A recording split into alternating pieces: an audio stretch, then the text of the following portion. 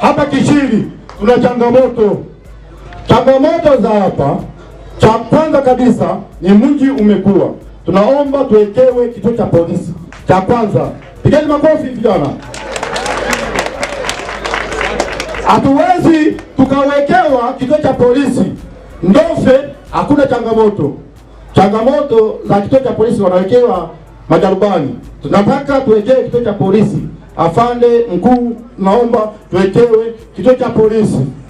Kingine, ofisi ya kijiji tunaomba iboreshwe, kwa sababu haiwezekani afande kama huyu ana nyota mbili anaenda kukaa kwenye ofisi ya mwenyekiti wa kitongoji ambayo kama ni chumba kimoja, mnakosesha hizo nyota.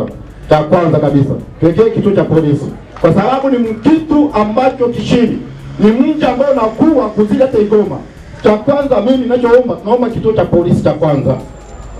Cha kwanza tunaomba usalama uwe, kwa sababu hata ukiangalia matukio yote yanayotendeka, majambazi wanakamatwa Kishiri. Hapa juzi kati hapa mwaka juzi hapa pale kwenye shule ya Kishiri pale kuna majambazi waliuliwa kama 6. Kwa nini Kishiri kata ilivyokuwa kubwa kiasi hiki, yenye watu zaidi waliosomwa hapa, sitoweza kuwataja, kila mtu anajua Kishiri hatuna kituo cha polisi? Swali, nina ushauri, sio swali,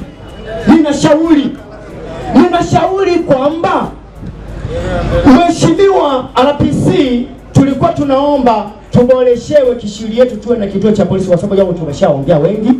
Kingine ni kuhusiana, umesema kata ya Kishiri ni kubwa, inakuwa kwa kasi sana, shughuli za uchumi ni nyingi na wananchi ni wengi sana. Kwa hiyo mnahitaji kituo cha polisi kikubwa na sio kutegemea kile mnachokita cha Ndofe, kile kidogo cha Ndofe, mnataka kituo kikubwa.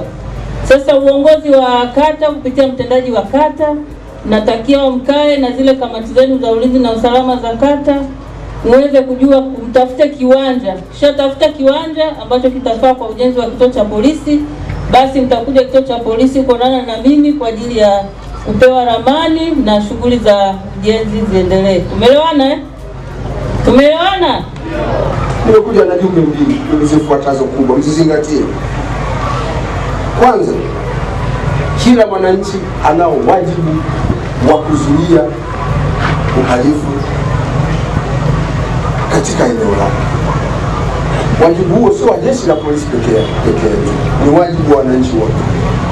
Pili, tunatakiwa kuwa wazalendo kwa kuendelea kuilinda nchi yetu na kujiepusha na vitendo vya vurugu na uvunjifu wa amani.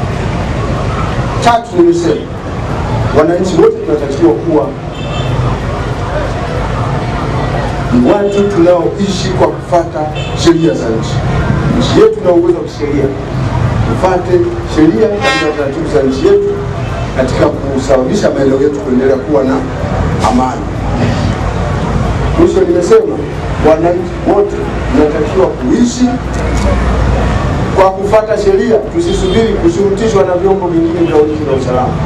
Tutii sheria za nchi pasipo kufanya nini? Kushurutishwa. Mmeongea sana swala la kituo cha polisi.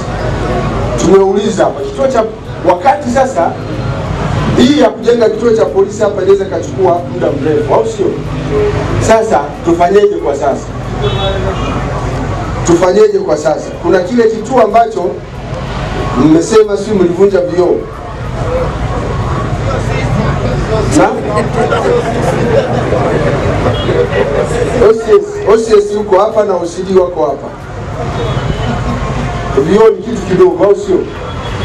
Vioo ni kitu kidogo. Vile vioo virekebishwe kesho kutwa asubuhi. Hicho kituo kianze kutoa nini? Kutoa huduma. Kile kituo cha Ndofe kitatoa huduma kuanzia kesho kutwa, ili mpate nafasi sasa ya kufanya makubwa ya kujenga kituo kikubwa cha polisi hapa Kishiri. Lakini sasa wakati haya yanafanyika, tunatakiwa kujitafakari sana, watu wa Kishiri, tujitafakari vizuri. Hivi hayo mambo ni mazuri? Wewe unakwenda kuchoma soko, unakwenda kuchoma ofisi ya mtendaji wa serikali, unakwenda kupasua kituo cha polisi, unapasua vioo, unakwenda hii barabara tena, wakati ule ilikuwa inajengwa, si ndio? Unaweka matairi, yani unaiharibu, watu wanajenga au unaharibu. Hicho kitu, hilo jambo ni jambo zuri jamani, mnatuingia kidini sawa sawa. Wakati mnaomba haya sasa, kila mwananchi wa Kishiri ajitafakari.